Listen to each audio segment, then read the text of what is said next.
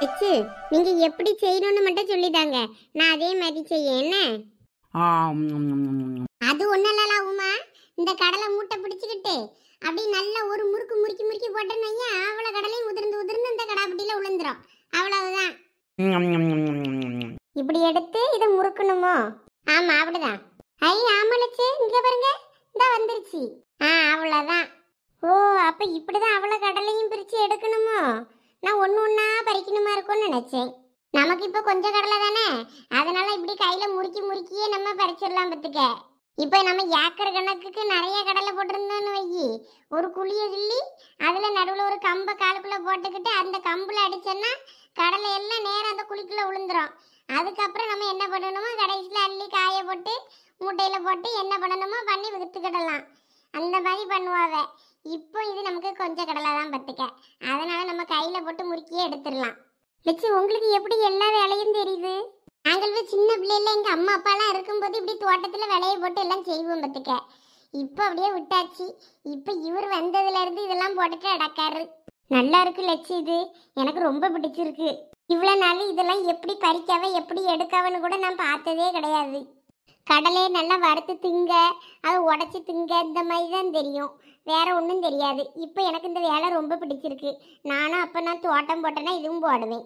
இது போடியது முக்கியம் இல்லை, இதில் போட்டால் எப்படி இதை பராமரிக்கணும்னு எல்லாம் தெரிஞ்சிருக்கணும். தெரியாமல் இதை போட்டு செஞ்சுட்டு இடந்தேன்னா இதில் ஒன்றும் எடுக்க முடியாது. ஐயோ லட்சு, என்ன சொல்கிறியே? நம்ம விதையை போட்டு விட்டு அது பாட்டுக்கு முளைச்சி இது மாதிரி வந்துடும்ல, அப்புறம் என்ன? ஒரு கடலை போட்டால் நான் இவ்வளோ கடலை வருது, நல்ல லாபம் தானே இருக்கும். நீ சொல்லியது சரிதான். இதுக்கு இடையில பராமரிப்பு வேலை நிறைய இருக்கு, அதெல்லாம் பண்ணணும், அதுக்கெல்லாம் செலவு பண்ணணும். அதுக்கப்புறம் தான் இதில் வர மகசூலை வச்சு அதை விற்று லாபம் எடுக்க முடியும். ஓ, அப்படி வேற இருக்கா? என்ன உமா, அடுத்து என்ன கடலை வியாபாரமா? ஆமா, ஆசையா இருக்குல்ல பார்க்கும்போது. எவ்வளோ கடலை பாரு. நீ நல்லா மல்லாக்க படுத்துக்கிட்டு நல்லா கடலையை தின்னு தின்னு, ஒரு வேலை செஞ்சிடாத. ஏலா, இவ்வளோ நேரம் வந்து கடலை பிடுங்கிட்டு இப்போதான் வந்து படுத்திருக்கேன், கை காலெல்லாம் உழையுது. லட்சுமம் தான் இவ்வளோ நேரம் நம்ம கூட தான் கடலை பிடுங்கிச்சு. பிடுங்கினதான் பாரு, கொஞ்சம் அவ்வளோத்தையும் அள்ளிங்கனை கொண்டு போட்டுக்கிட்டு கடலையெல்லாம் பிரித்து பிரித்து எடுக்க ஆரம்பிச்சிருச்சு செடியில இருந்து. நீ வந்து எப்படி செய்யணும் என்னன்னு கேட்டு செய்யலாம்ல. நல்லா மல்லாக்க படுத்துக்கிட்டு கடலையை தின்னுக்கிட்டு இருக்கா. யாருது இதெல்லாம்? நீயா பேசுறது? இப்படி ஒரேடியா நல்லவளா திருந்திட்டா எப்படில? வேலைகள்ளி, நம்ம எதுக்கு வேலை செய்யணும், நம்ம எதுக்கு அயிலுக்கு செய்யணும்னு சொல்லி என் பாட்டுக்கு வந்து உட்கார்ந்துக்கிடுவா. இன்னைக்கு என்னன்னா மாங்கு மாங்குன்னு செய்ய எனக்கே ஒன்றும் புரியல.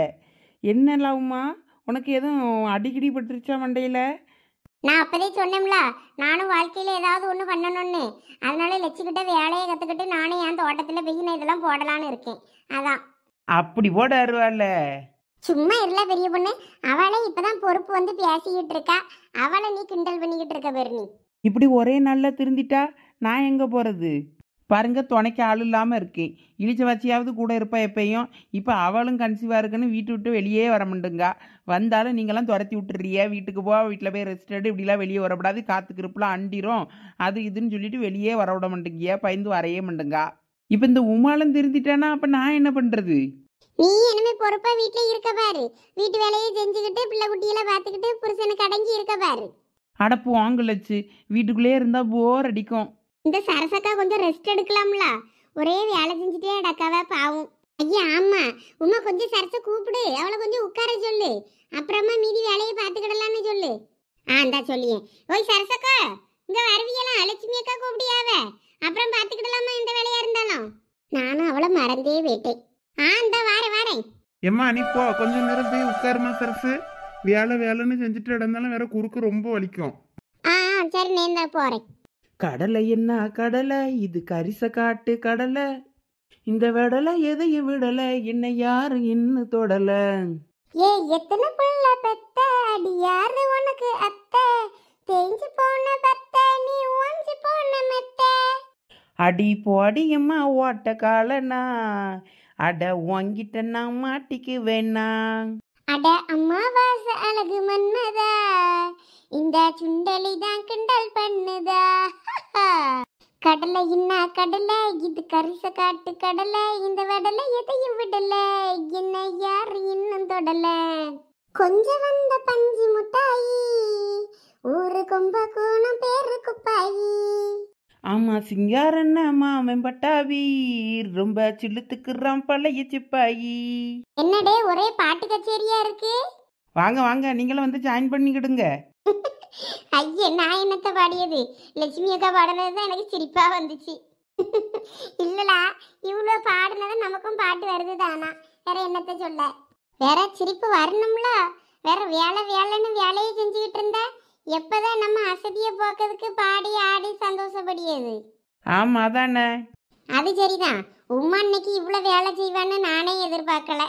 திடீர்னு உமாளுக்கு இவ்வளவு பொறுப்பு எங்கிருந்து வந்ததுன்னு தெரியலையே. அப்படி கேளுங்க சரசக்கோ, நானும் அதை தான் கேட்டுக்கிட்டு இருக்கேன் இவ்வளோ நேரமா. இதுவே பழைய உமாலா இருந்தா இவ்வளோ நேரத்துக்கு 1 கிலோ கடலையே தின்னே தீர்த்திருப்பா. இன்னைக்கு இன்னும் அவள் ஒரு கடலை இன்னும் வாயில எடுத்து போடலை. அதான் எனக்கு ஆச்சரியமா இருக்கு. லட்சு ஒரு பிளாப்பட்டி கடலை தாரேன்னு சொன்னா 2 பிளாப்பட்டி கடலையை அப்பயே முழுங்கிட்டு போயிருவா வீட்டுக்கு. அப்படிப்பட்ட ஆள் இந்த உமா. இன்னைக்கு என்ன ஆச்சு வழுக்கு? எதுவும் பியாகா பிடிச்சிக்கிட்டா? எல்லாம் பெரிய பொண்ணு ரொம்ப பண்ணாத என்ன. இன்னைக்கு எனக்கு இந்த வேலை ரொம்ப பிடிச்சிருந்து அதனால இதுலயே மூழ்கிட்டேன். அதனால எனக்கு திங்கணும்னே தோணலை, வேற ஒன்றும் கிடையாது. அதான் லட்சு போகும்போது ஒரு பிளாப்டி கடலை தாரேன்னு இருக்குல்ல, அப்புறம் என்ன. உமாளுக்கு பொறுப்பு வந்துட்டு என்னமோ அதான் இவ்வளோ பொறுப்பாக நடந்துக்கிட்டியான்னு நினைக்கேன். அட போங்க லட்சு, பொறுப்பும் இல்லை ஒரு பருப்பும் இல்லை. பெரிய பொண்ணு பெரிய பங்களாவா கட்டிட்டா. நான் ஒரு மாடி வீடாவது மச்சு விடாது கட்டணும். அதுக்கு உங்ககிட்ட தொழில் கற்றுக்கிட்டு போய் நானும் போய் தொழில் போட்டிக்கா போட்டு நானும் மாடி வீடு கட்டுவேன் பாருங்க. அதுக்கு தான். அதானே பார்த்தேன். எல்லாம் பெரிய பொண்ணு, அது கூட நல்ல விஷயம்தான். ஒருத்தரை பார்த்து ஒருத்தர் முன்னேறன்னு நினைக்கிறது ஆரோக்கியமான முறையில் போட்டி போட்டால் ஒன்றும் தப்பு இல்லை. ஒருத்தர் நல்லா இருக்கக்கூடாதுன்னு அவையில கெடுத்து மேலே வரணும்னு நினைக்காம உழைச்சி முன்னேறணும்னு நினைச்சால அது ஒன்றும் தப்பு இல்லை. லட்சுமி, சொல்லுங்க. நான் கடலை குழி போடியே அதில் போட்டு கடலையை பிரிச்சுக்கிடலாம் என்ன? சரிங்க. தண்டை பண்ணி என்ன கொஞ்சம் நின்னுங்களா? என்னம்மா? என்ன எனக்கு இந்த கடலை எப்படி பொடியது, அதை எப்படி வளர்க்குதுன்னு ஏதாவது ஒரு ஐடியா சொல்லுங்களா. நானும் என் தோட்டத்தில் போடலான்னு இருக்கேன். ஆமண்ணே, அவளுக்கு சொல்லுங்க. அவள் நாளைக்கே அறுவடை போட்டு நாளான்னைக்கே செடியெல்லாம் பிடுங்கி அறுவடை பண்ணிடுவா.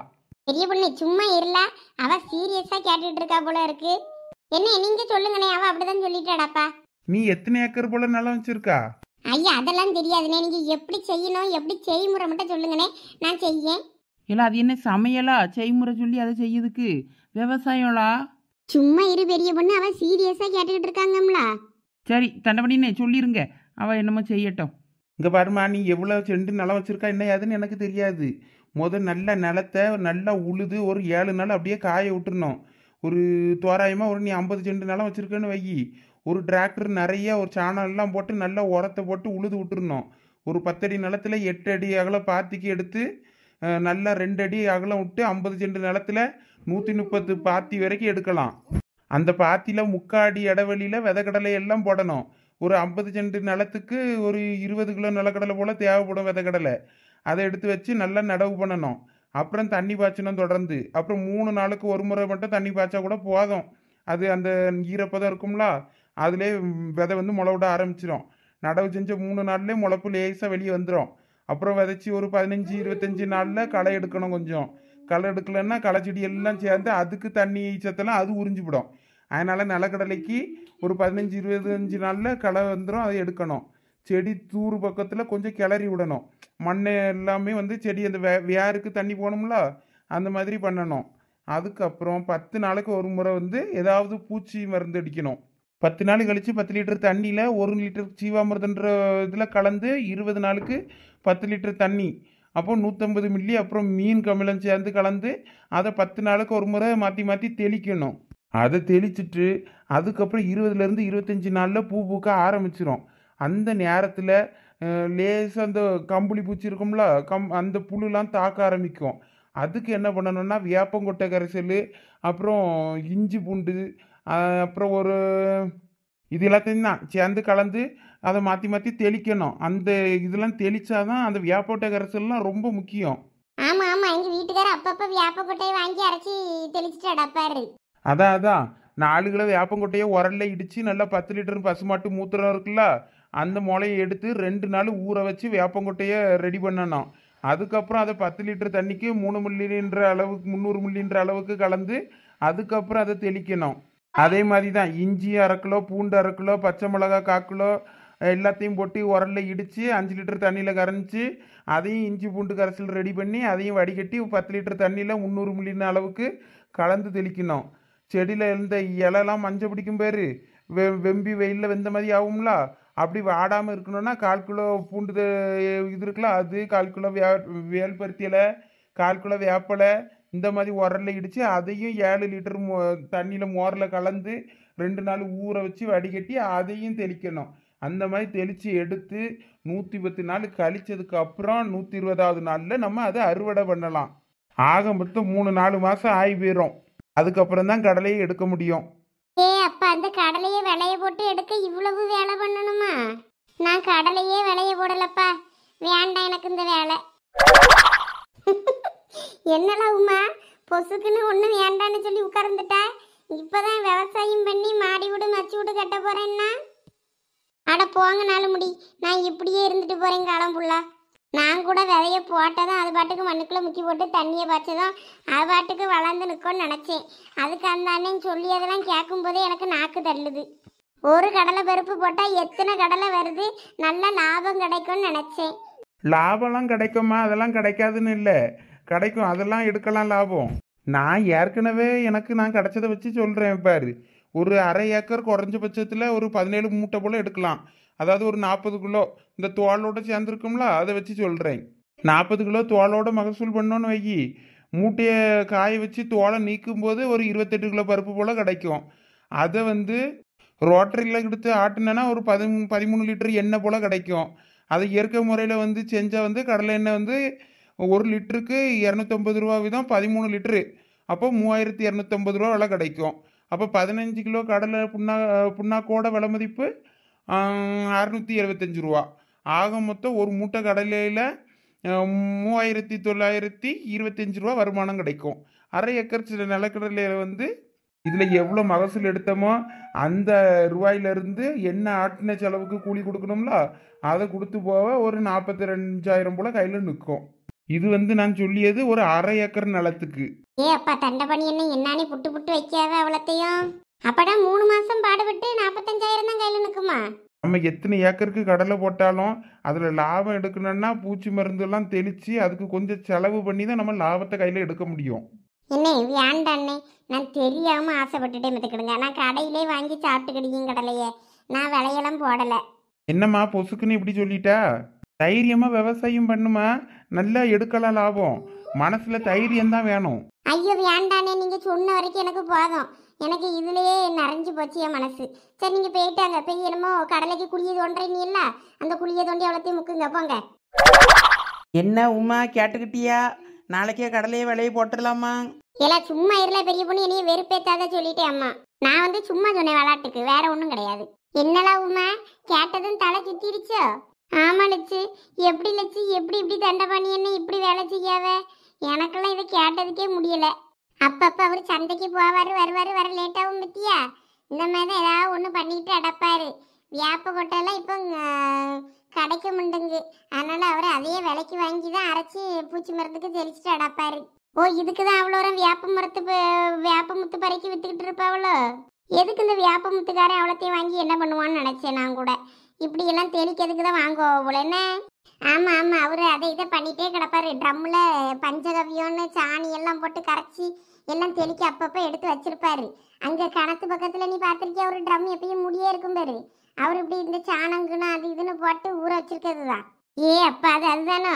அதான் அந்த பக்கம் போகும்போது பொணவாடை அடிக்கும். எல்லாம் அப்படிலாம் சொல்லக்கூடாதுல. இப்போ நீ இந்த கடலையை அது தெளிச்சப்புறம் தான் இது நல்லா பூச்சி கிச்சு பிடிக்காம நல்லா அதுக்கு உரமாகி நல்லா சத்தா வருது. அதுக்கு நீ என்ன கடலை திங்காமலாம் இருக்கா? அதெல்லாம் நல்லது தான், ஒன்றும் பிரச்சனை இல்லை. நீ என்ன அப்படியே சாணத்தையா திங்க போறா? சப்பா விவசாயம் செய்யறது ரொம்ப கஷ்டம்தான் போல இருக்கப்பா. நான் கூட ஈஸியாக செஞ்சுட்டு போயிடலான்னு நினச்சிட்டேன். நினைப்பு தான் பொழப்ப கெடுத்துச்சான்.